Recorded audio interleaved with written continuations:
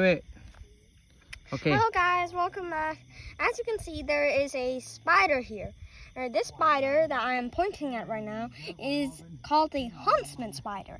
Normally they could actually get bigger than this. Oh, yeah, and they're really dangerous sometimes, and they can get like this big.